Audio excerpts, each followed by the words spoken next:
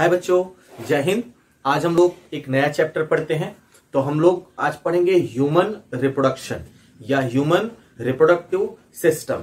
तो अब तक हम लोग पढ़ लिए हैं रिप्रोडक्शन इन द ऑर्गेनिज्म, फिर हमने पढ़ा reproduction in the flowering plant. अब हम पढ़ने जा रहे हैं रिप्रोडक्शन इन द ह्यूमन। तो हमने पिछले चैप्टर्स में पढ़ा था एसेक्सुअल रिप्रोडक्शन क्या है और सेक्सुअल रिप्रोडक्शन क्या है। जैसा कि आपको रिप्रोडक्शन का डिफिनेशन भी बताया गया, रिप्रोडक्शन क्या है ये चीजें आपको पहले भी बता दिया गया है। तो अगर हम रिप्रोडक्शन की बात करें तो रिप्रोडक्शन को हम डिफाइन कर सकते हैं। तो सिंपली हम सेक्सुअल रिप्रोडक्शन की बात यहां पे करेंगे, एसेक्सुअल की बात बिल्कुल नहीं करेंगे। यहां पे हम सेक्सुअल रिप्रोडक्शन की बात करें, अगर रिप्रोडक्शन को हम डिफाइन करें तो सिंपली हम कह सकते हैं यह एक ऐसा बायोलॉजिकल प्रोसेस है जिसके अंदर कोई भी ऑर्गेनिज्म या हम ह्यूमन ही मान लें, जिसके अंदर ह्यूमन अपने ही जैसा, अपने ही समान या अपने ही स्पीसीज वाला एक नया इंडिविजुअल पैदा कर देता है। इसी होल प्रोसेस को हम कहते हैं reproduction.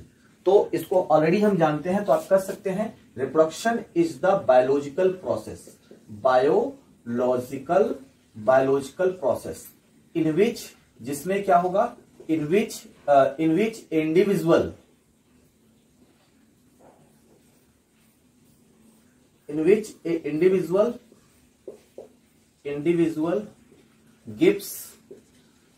gives offspring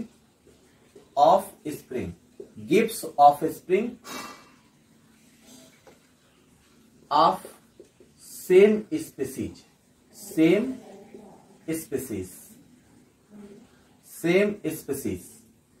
with fertilization.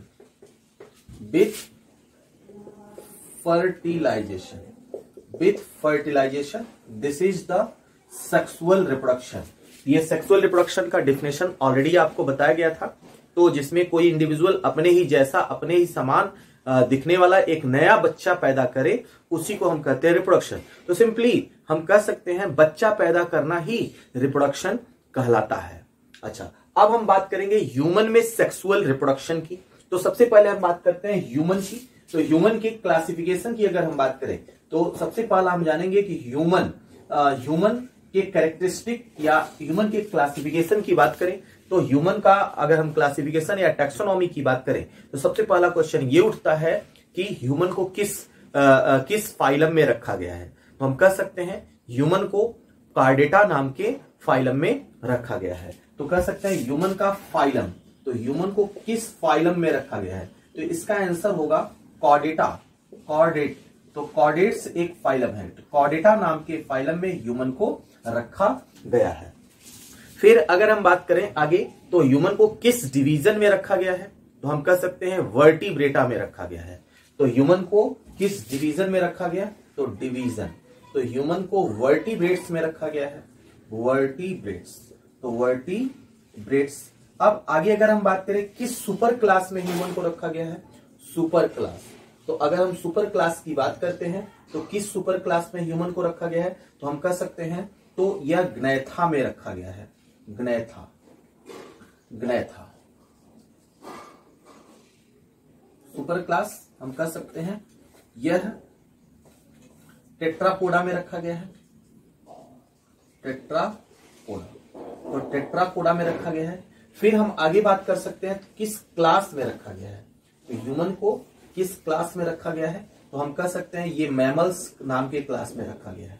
तो मैमल्स, तो ह्यूमन एक मैमल्स होता है, तो ह्यूमन यह एक मैमल्स है, तो यह मैमल्स में रखा गया है। अगर हम ऑर्डर की बात करते हैं तो किस ऑर्डर में रखा गया है, तो हम कह सकते हैं यूथीरिया में ह्यूमन को रखा गया है। तो प्रोटोथीरिया, मेटाथीरिया और यूथीरिया। तो अगर हम सब ऑर्डर की बात करते हैं, ऑर्डर की बात करें तो ह्यूमन को यूथीरिया में रखा गया है, यूथीरिया। तो हम कह सकते हैं ह्यूमन कैसा मैमल है। तो ह्यूमन, नेक्स्ट क्वेश्चन इस पे आ सकता है, तो ह्यूमन किस तरह का मैमल है। तो अगर हम मैमल्स में भी बात करें तो ह्यूमन किस तरह का मैमल्स है, प्राइमेट्स मैमल है कि नॉन प्राइमेट्स मैमल है, तो इसका आंसर होगा ह्यूमन एक प्राइमेट्स मैमल है। तो प्राइमेट्स मैमल है। अच्छा, अगर हम इसमें भी बात करें तो ह्यूमन प्राइमेट्स मैमल में भी कैसा मैमल है, प्राइमेट्स मैमल में भी कैसा मैमल है। तो प्राइमेट्स में भी दो तरह के मैमल्स होते हैं। तो पहला होता है प्लेसेंटल मैमल और दूसरा नॉन प्लेसेंटल। तो प्राइमेट्स में भी यह प्लेसेंटल मैमल है। तो आप कह सकते हैं ह्यूमन एक प्लेसेंटल मैमल्स है। तो ह्यूमन एक प्लेसेंटल मैमल्स है। तो अगर हम आगे बात करते हैं तो और कैरेक्टरिस्टिक्स की अगर हम बात करें तो ह्यूमन के पेरिटी की बात करें तो ह्यूमन ओवी पेरस होगा कि वीवी पेरस। तो ऑब्वियसली हम कहते हैं ह्यूमन बच्चा पैदा करता है तो कह सकते हैं ह्यूमन वीवी पेरस होता है। तो ह्यूमन कैसा ऑर्गेनिज्म है, वीवी पेरस ऑर्गेनिज्म। अच्छा, रिप्रोडक्शन से रिलेटेड अगर और भी बात करें तो यहाँ पे प्लेसेंटा की अगर बात उठी है तो आगे चल करके हम पढ़ने वाले हैं प्लेसेंटा क्या है। तो अगर हम बात करें ह्यूमन में किस तरह का प्लेसेंटा होता है, तो अगर हम प्लेसेंटा की बात करें तो आप कह सकते हैं ह्यूमन वीवी पेरस है, कहने का मतलब ह्यूमन बच्चा पैदा करता है। तो ह्यूमन में यदि हम प्लेसेंटा की बात करें, प्लेसेंटा, तो ह्यूमन में किस तरह का प्लेसेंटा बनता है, तो हम कह सकते हैं तो ह्यूमन में कई तरह का प्लेसेंटा देखने को मिल सकता है। तो कौन कौन से मिल सकता है, तो सबसे पहले DHAM, तो यह आप कह सकते हैं प्लेसेंटा का टाइप है। तो अलग अलग स्ट्रक्चर के आधार पर अलग अलग प्लेसेंटा बनता है। तो पहला डेसिडुएट, नॉन डेसिडुएट मतलब ह्यूमन में डेसिडुएट प्लेसेंटा है। दूसरा हीमोकोरियल प्लेसेंटा है। A फॉर एलेंटोकोरियोनिक प्लेसेंटा है। M फॉर मेटाडिस्क्वाइडल प्लेसेंटा है। तो इस तरह से अलग अलग प्लेसेंटा का नाम हम दे सकते हैं। जब हम प्लेसेंटा पढ़ेंगे तो ये बात हमको आसानी से समझ में आ जाएगा।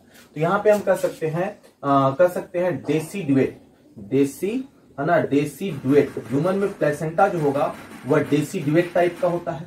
और किस तरह का प्लेसेंटा हो सकता है ह्यूमन में, हम कह सकते हैं हीमोकोरियल टाइप का हो सकता है, हीमोकोरियल टाइप का हो सकता है। और किस तरह का हो सकता है, हम कह सकते हैं एलेंटोकोरियोनिक टाइप का होगा, एलेंटोकोरियोनिक टाइप का प्लेसेंटा हो सकता है। और किस तरह का ह्यूमन में प्लेसेंटा हो सकता है, तो हम जान सकते हैं मेटाडिस्क्वाइडल टाइप का होगा, मेटाडिस्क्वाइडल। तो अगर आपको ये बात नहीं समझ में आ रही है कि ये क्या चीज मैं बता रहा हूं तो थोड़ा सा धैर्य धारण कीजिए। अभी इस टॉपिक को मैं ओपन कर रहा हूं, यहाँ पे अभी जस्ट क्लासिफिकेशन ही बता रहा हूं, एक एक करके सब आपको चल के बताया जाएगा। इसी चैप्टर में जब एम्ब्रियोनिक डेवलपमेंट पढ़ाने लगेंगे तो उसमें ये सारी चीजें आपको बताई जाएंगी। तो इस तरह से हमने सीख लिया प्लेसेंटा किस तरह का ह्यूमन में बनता है। तो तरह तरह का प्लेसेंटा बन सकता है। अब प्लेसेंटा क्या है, तो प्लेसेंटा एक स्ट्रक्चर है। तो हम कह सकते हैं फिटस और मदर के बीच स्ट्रक्चरल और फंक्शनल यूनिट होता है। तो यह क्वेश्चन एग्जाम में आया है कि फिटस और मदर के बीच स्ट्रक्चरल और फंक्शनल यूनिट कौन होता है, तो हम कह सकते हैं दैट इज द प्लेसेंटा। तो यह प्लेसेंटा ऐसा स्ट्रक्चर होता है जो बेबी को मां के गर्भ से जोड़ने का काम करता है। इसके बारे में हम डिटेल आगे पढ़ने वाले हैं। अच्छा, अब आगे हम बात करते हैं कि ह्यूमन में किस तरह का एग बनता है, किस तरह का एग। तो ह्यूमन में अगर हम एग की बात करें यानी मतलब ह्यूमन के फीमेल में किस तरह का अंडा बनता है, किस तरह का अंडा होगा। तो ह्यूमन फीमेल में एग की बात करें तो कई तरह का एग हो सकता है। तो सिंपली अभी केवल यहाँ पे जानेंगे ह्यूमन में जो एग का टाइप होता है आप कह सकते हैं वो नॉन क्लिडोइक और एलेसिथल टाइप का होता है। तो हम समझते हैं नॉन क्लिडोइक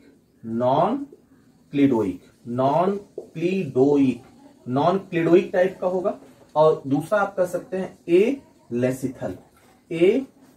तो ह्यूमन का जो एग होता है वो नॉन क्लिडोइक और एलेसिथल टाइप का होता है। जैसा आपने मुर्गी का अंडा देखा है ना, तो मुर्गी के अंडे के ऊपर एक सफेद कलर का कवच चढ़ा होता है, उसको फोड़ते हो तब उसके अंदर पूरा मटेरियल निकलता है। लेकिन ह्यूमन के अंडे में ऐसा कुछ नहीं होता है। तो आप याद रखेंगे जो ऑर्गेनिज्म ओवीपेरस होते हैं तो उनके एग के चारों तरफ कवच बना होता है। लेकिन ज्यादातर ऐसे ऑर्गेनिज्म जो विविपेरस होते हैं उनके एग के चारों तरफ कवच नहीं बना होता है, क्योंकि उनका एग बॉडी के अंदर ही रहता है।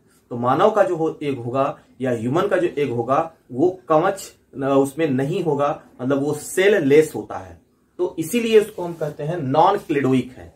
अच्छा, दूसरा टाइप आप कह सकते हैं एलेसिथल होता है। तो ह्यूमन के अंडे में जो लिक्विड मटेरियल होता है या जो पीली जर्दी होती है जिसको यॉक कहते हैं, यॉक बहुत बहुत बहुत कम अमाउंट में होता है या तो अब्सेंट ही होता है। इसीलिए ह्यूमन के एग को हम कहते हैं एलेसिथल टाइप का है। अच्छा, आगे हम बात करते हैं तो ह्यूमन में फर्टिलाइजेशन किस तरह का होता है। तो ह्यूमन में फर्टिलाइजेशन, तो फर्टिलाइजेशन की अगर हम बात करें तो किस टाइप का फर्टिलाइजेशन होगा, तो हम जानते हैं दो तरह का फर्टिलाइजेशन होता है, सेल्फ और क्रॉस। तो ह्यूमन में सेल्फ फर्टिलाइजेशन तो बिल्कुल नहीं होगा, तो कौन सा होगा, क्रॉस फर्टिलाइजेशन। तो क्रॉस फर्टिलाइजेशन होगा। अच्छा, क्रॉस फर्टिलाइजेशन होगा। इसके अलावा भी कैसा फर्टिलाइजेशन होगा, एक्सटर्नल की इंटरनल, तो हम कह सकते हैं ह्यूमन में इंटरनल फर्टिलाइजेशन होता है, इंटरनल फर्टिलाइजेशन। तो इंटरनल फर्टिलाइजेशन होता है, हम कह सकते हैं ह्यूमन में फर्टिलाइजेशन कैसा होगा, क्रॉस होगा और इंटरनल फर्टिलाइजेशन होगा, मतलब बॉडी के अंदर फर्टिलाइजेशन होगा। अच्छा, तो फर्टिलाइजेशन की में ही अगर हम बात करें तो ह्यूमन में जो फर्टिलाइजेशन हो रहा है जो कि इंटरनल फर्टिलाइजेशन है ना, तो ये तो फर्टिलाइजेशन की बात हमने कर ली। तो आगे हम बात करें तो फर्टिलाइजेशन ह्यूमन में कहां होगा, मेल में होगा, फीमेल में होगा, तो इसका आंसर क्या है, तो आप कह सकते हैं फीमेल में ही होगा। तो फीमेल में भी कहां होगा, तो ह्यूमन के फीमेल में एक ऑर्गन होता है जिसको हम कहते हैं फैलोपियन ट्यूब।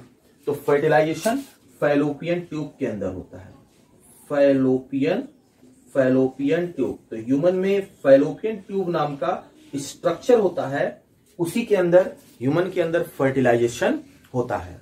अच्छा, अगर हम बात करें तो ह्यूमन में जो एम्ब्रियो का डेवलपमेंट होता है वो कहां पे होता है, तो सिंपली हम कह सकते हैं ह्यूमन में एम्ब्रियो का डेवलपमेंट जो होगा वह कहां पे होगा, यूट्रस के अंदर। अच्छा, ह्यूमन के यूट्रस की अगर हम बात करें तो किस तरह का होता है, यूनिपेरस यूट्रस होता है। तो ह्यूमन में यूट्रस कैसा होगा, यूनिपेरस होता है, मतलब एक बॉडी होता है, इसलिए यूनिपेरस कहते हैं। आगे चलेंगे हम यूट्रस पढ़ेंगे तो ये सब बातें सीखेंगे क्या होता है। तो ये तो हम सीख रहे थे रिप्रोडक्शन जो है ह्यूमन से रिलेटेड कुछ टर्म जो कि इंपॉर्टेंट है, जो कि ह्यूमन के रिप्रोडक्शन से रिलेटेड इंपॉर्टेंट है। ये सब बार बार यूज किए जाएंगे टर्म। इसके अलावा भी बहुत सारे हैं, तो हम लोग डिटेल में ना जानते हुए जो है इसको शॉर्ट में जानने की कोशिश करते हैं। अच्छा, अब आगे हम लोग बात करते हैं कि ह्यूमन के सेक्सुअल रिप्रोडक्शन में कौन कौन से स्टेप्स आते हैं, ऐसे कौन कौन से स्टेप्स होते हैं जो इसके सेक्सुअल रिप्रोडक्शन में आते हैं। तो आप कह सकते हैं steps in the sexual reproduction of the human.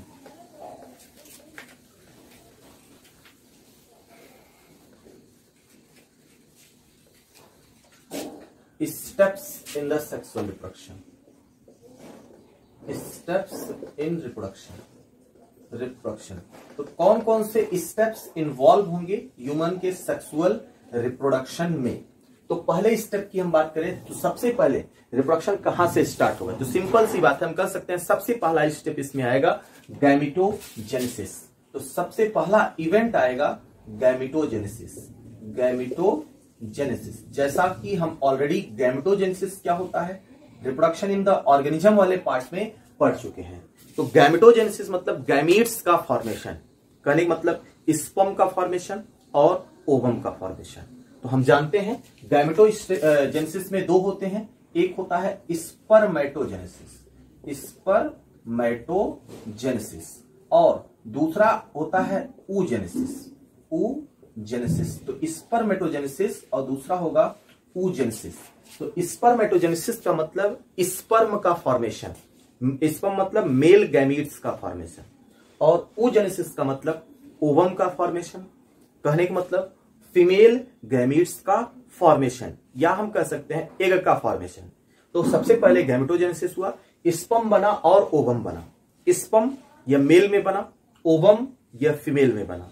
अब ये बनने के बाद मेल गैमीट का ट्रांसफर होगा फीमेल बॉडी में। क्यों ऐसा, क्योंकि फीमेल गैमीट ट्रांसफर नहीं हो सकता है, क्योंकि फीमेल गैमीट नॉन मोटाइल होता है, तो इसलिए स्पर्म को ओवम तक पहुंचना पड़ेगा। तो हम दूसरा स्टेप यहाँ पे सीखने वाले हैं, transfer of male gamete into the female body. तो कहने का मतलब इसमें दूसरा स्टेप आता है इनसेमिनेशन, तो इनसेमिनेशन, तो नेक्स्ट स्टेप आता है इनसेमिनेशन। तो इनसेमिनेशन दूसरा स्टेप है इनसेमिनेशन। इसका मतलब क्या होगा, तो हम कह सकते हैं transfer of male gamete into the female genital tract. तो याद रखिएगा, ट्रांसफर ऑफ मेल गैमीट या transfer of sperm into female genital tract. हम कह सकते हैं transfer of male gamete into female genital tract. कहने का मतलब फीमेल रिप्रोडक्टिव ऑर्गन पर या फीमेल रिप्रोडक्टिव ट्रैक्ट पर या फीमेल बॉडी में स्पर्म का जाना ही कहलाता है इंसेमिनेशन। आगे चल करके इससे कई रिलेटेड टर्म सीखेंगे, जैसे पहला इंसेमिनेशन हो गया, फिर सेमिनेशन हो गया, फिर स्पर्मिएशन हो गया, फिर इजैकुलेशन हो गया। ये सब टर्म एक दूसरे से रिलेट करते हैं। आगे चल करके इसको अलग अलग सीखेंगे। तो 4 टर्म है, insemination, insemination, spermiation, ejaculation, capacitation. ये सब चीजें आगे चल करके हम सीखने वाले हैं। तो अब जरा आगे हम बात करते हैं। तो इंसेमिनेशन हो गया, कहने का मतलब स्पर्म मेल से निकल करके फीमेल के बॉडी में पहुंच गया। मेल से निकल करके फीमेल के बॉडी में स्पर्म पहुंच गया। अब जरा हम बात करते हैं, नेक्स्ट हम बात करते हैं। तो इसके बाद क्या आएगा, जैसे स्पर्म फीमेल के बॉडी में पहुंचा तो नेक्स्ट स्टेप हुआ फर्टिलाइजेशन। अब होगा फर्टिलाइजेशन। तो फर्टिलाइजेशन तो आप ध्यान दीजिएगा, फर्टिलाइजेशन का मतलब क्या होगा, fusion of male and female gamete. कहने का मतलब स्पर्म और ओवम का मिलन, 2 हैप्लॉइड सेल का मिलन, जिसको हम कहते हैं फर्टिलाइजेशन। फर्टिलाइजेशन के बारे में ऑलरेडी हम लोग सीख चुके हैं रिप्रोडक्शन इन द ऑर्गेनिज्म वाले चैप्टर में। तो इसी को हम सिनगैमी के नाम से भी जानते हैं, सिनगैमी।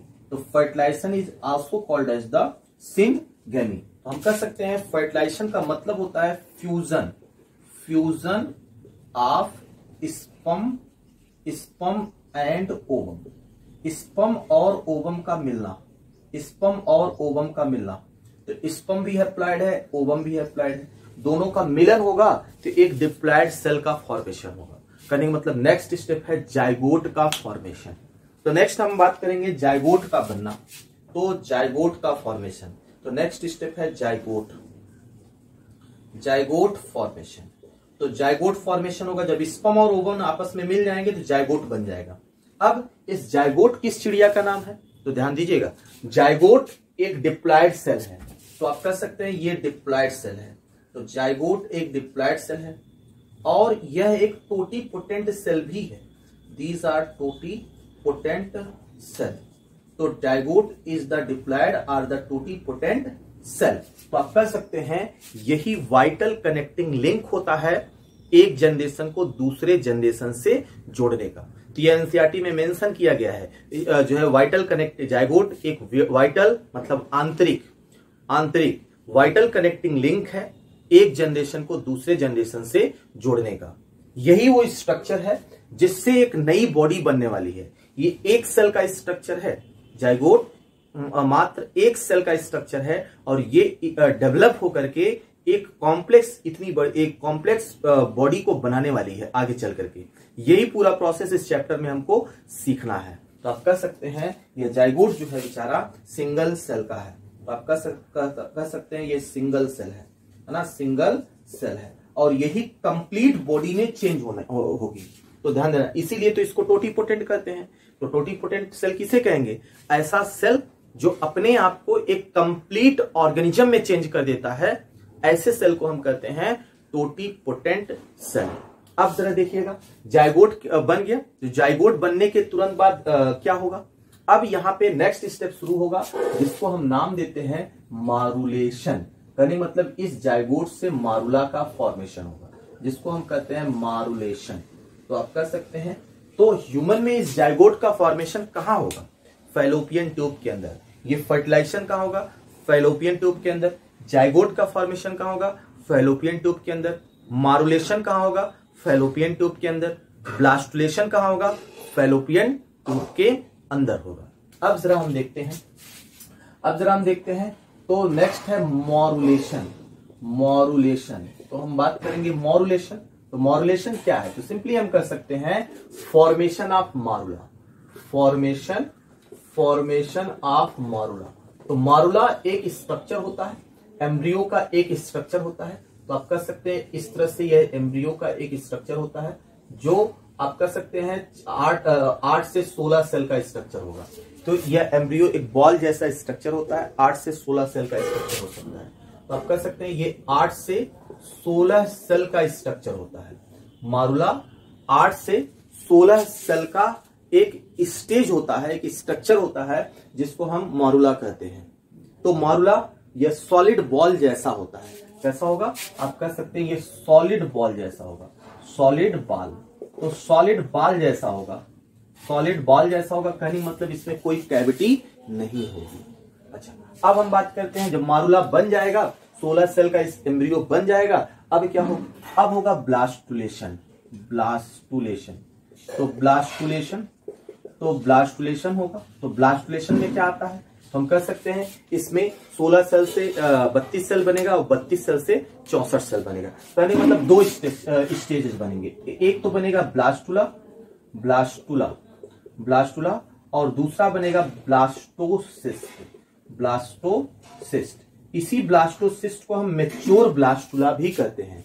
ब्लास्टोसिस्ट को हम मैच्योर ब्लास्टुला के नाम से जानते हैं। अब जरा देखिएगा, इस ब्लास्टुला की अगर बात की जाए तो ये लगभग 32 सेल का स्ट्रक्चर होता है, 16 से 32 सेल का। लेकिन ये ब्लास्टोसिस्ट जो होगा यह 64 सेल का होगा, 64 सेल का स्ट्रक्चर होगा। तो दीज आर द 64 सेल का स्ट्रक्चर। ये 64 सेल का बना हुआ स्ट्रक्चर होता है या ब्लास्टोसिस्ट। अब क्या होगा? इस ब्लास्टोसिस्ट के बनने के बाद यह ब्लास्टोसिस्ट अब यूट्रस के अंदर आएगा। तो ये सब घटनाएं कहां हो रही हैं? यहां से लेकर के यहां तक का घटना कहां हो रहा है? फैलोपियन ट्यूब के अंदर हो रहा है। अब फैलोपियन ट्यूब में जब ये ब्लास्टोसिस्ट बना, अब ये निकल करके आएगा यूट्रस के अंदर और यूट्रस के वाल पर बैठ जाएगा।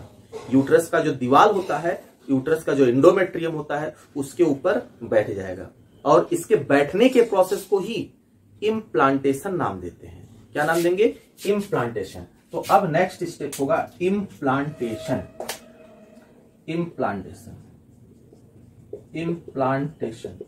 इम्प्लांटेशन होगा।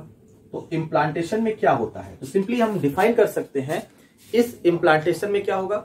यह एम्ब्रियो या ब्लास्टोसिस्ट यूट्रस के वाल से अटैच्ड हो जाएगा, यूट्रस के वाल पर आकर के बैठ जाएगा। हम कह सकते हैं attachment of blastula, attachment of blastocyst on wall of uterus. तो यूट्रस के वाल पर ब्लास्टोसिस्ट का बैठ जाना, यह कहलाता है इम्प्लांटेशन। अब जरा ध्यान दीजिएगा, यह इम्प्लांटेशन फर्टिलाइजेशन होने के 6वें से 7वें दिन हो जाता है। तो आप कह सकते हैं जिस दिन फर्टिलाइजेशन हुआ उस दिन के 7वें दिन यह इम्प्लांटेशन हो जाता है। तो आप कह सकते हैं इम्प्लांटेशन किस डेज पर होता है? 7th day after fertilisation. तो फर्टिलाइजेशन होने के 7वें दिन के बाद यह इम्प्लांटेशन वाला इवेंट हो जाता है। अब एम्ब्रियो एक बार यूट्रस पर बैठ गया, अब उसमें और भी डेवलपमेंट शुरू हो जाएगा।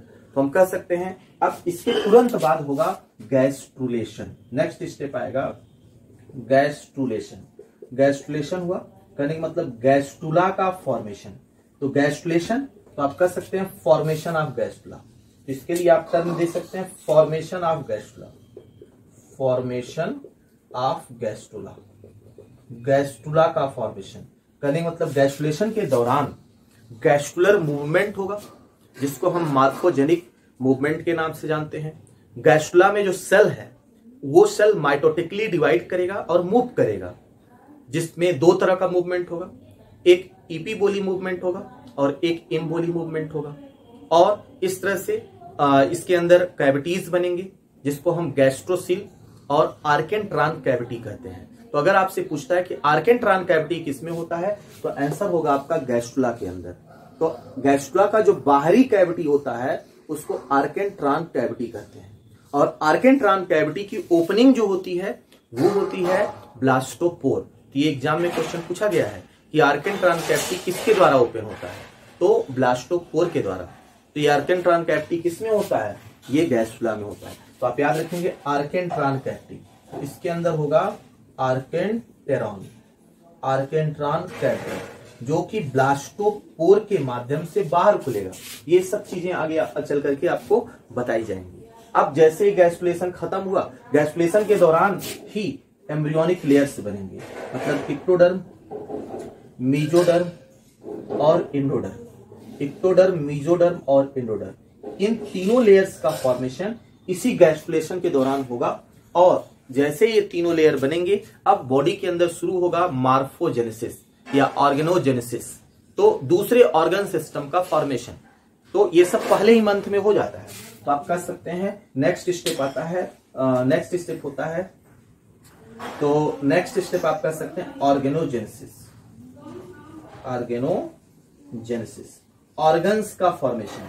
तो बच्चे की बॉडी में, उस एम्ब्रियो के बॉडी में ऑर्गन्स का फॉर्मेशन होगा, मतलब हार्ट सबसे पहले बनेगा, है ना, स्पाइनल कॉर्ड, ब्रेन, आंख, कान, नाक, गला, ये सब बनना शुरू हो जाएंगे। तो जिसको हम कहते हैं ऑर्गेनोजेनेसिस। तो आप कह सकते हैं फॉर्मेशन ऑफ ऑर्गन्स। तो formation of organs, formation of organs. तो फॉर्मेशन ऑफ ऑर्गन्स काफी टाइम तक ये ऑर्गेनोजेनेसिस होता रहता है। मतलब जो है 3 महीने का बच्चा हो गया, तो तीसरे महीने से चौथे महीने के बीच एक इवेंट होगा जिसको हम कहते हैं प्लेसेंटेशन। कहने का मतलब प्लेसेंटा का फॉर्मेशन। वह स्ट्रक्चर बनता है जो एम्ब्रियो को मां से जोड़ देता है। बच्चा या एम्ब्रियो अपने मां के बॉडी से, मां के यूट्रस से जो है जुड़ जाता है न्यूट्रिशन लेने के लिए। तो उस स्ट्रक्चर का फॉर्मेशन होगा जिसको हम कहते हैं प्लेसेंटा। तो नेक्स्ट स्टेप होता है, आप कह सकते हैं प्लेसेंटेशन। प्लेसेंटेशन, तो नेक्स्ट स्टेप है प्लेसेंटेशन। तो प्लेसेंटेशन का मतलब होता है प्लेसेंटा का फॉर्मेशन। तो फॉर्मेशन ऑफ प्लेसेंटा,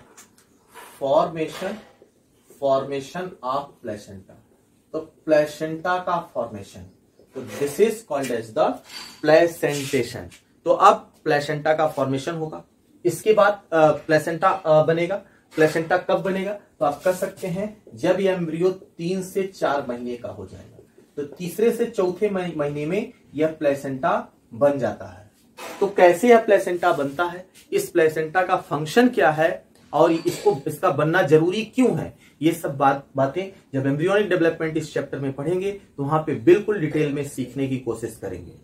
तो किस तरह का प्लेसेंटा ह्यूमन में बनता है, ये सब बातें सीखेंगे। अब इस तरह से क्या हो गया, बच्चे का डेवलपमेंट शुरू हो गया। 6 महीने तक यह डेवलपमेंट चला। अब 6 महीने के बाद 7वें, 8वें, 9वें महीने में केवल बॉडी का वेट बढ़ेगा। तो इस तरह से 9 मंथ के एंड पर पर्चुरेशन हो जाता है। तो नेक्स्ट स्टेप आता है इसका पर्चुरेशन। तो नेक्स्ट स्टेप आता है पर्चुरेशन। तो पर्चुरेशन इसका मतलब होता है बर्थ। तो पर्चुरेशन का मतलब होता है बर्थ, या आप कह सकते हैं डिलीवरी ऑफ बेबी। तो कह सकते हैं डिलीवरी ऑफ बेबी। तो बेबी का बर्थ, तो ये कब होगा? At the end of 9th month. At end of 9th month, 9वें महीने के लास्ट में, 9वें महीने के लास्ट में यह बच्चा मां के यूट्रस से निकल करके बाहर आएगा।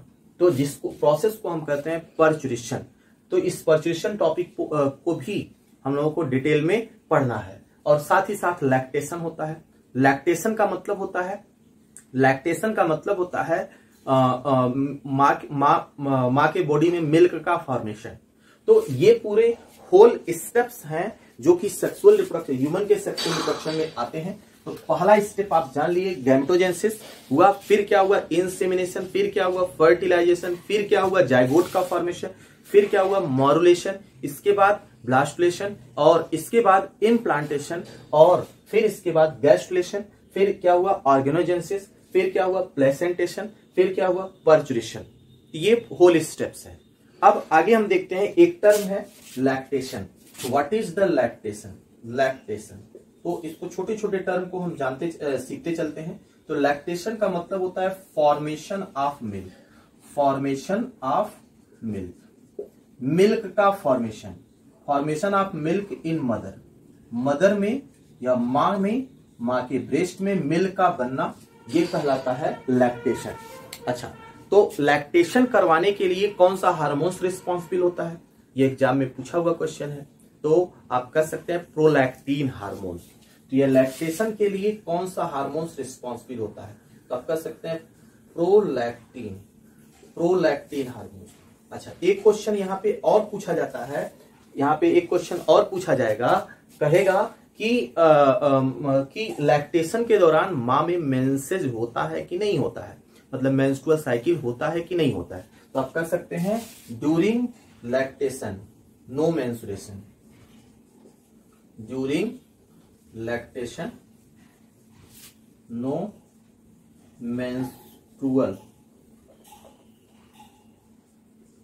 Menstrual cycle. जब तक लैक्टेशन होता रहेगा, जब तक माँ में मिल्क का फॉर्मेशन होता रहेगा, तब तक उस माँ में मेंस्ट्रुअल साइकिल नहीं होगा। और अगर मेंस्ट्रुअल साइकिल नहीं होगा तो नया जाइगोट या नए एग का फॉर्मेशन नहीं हो सकता है। यह ओवरऑल स्टेप्स है। तो किसी भी ह्यूमन के फीमेल में बच्चा पैदा करने की जो क्षमता होती है वो 45 से 50 साल की होती है। क्यों? क्योंकि 45 से 50 साल तक कोई भी फीमेल अंडा बना सकती है, मतलब एग का प्रोडक्शन कर सकती है या ओवम का फॉर्मेशन कर सकती है। तो 45 से 50 साल के बाद ही कोई भी फीमेल ओवम फॉर्मेशन के लिए इनकैपेबल हो जाती है, जिस कंडीशन को हम मेनोपाज कहते हैं।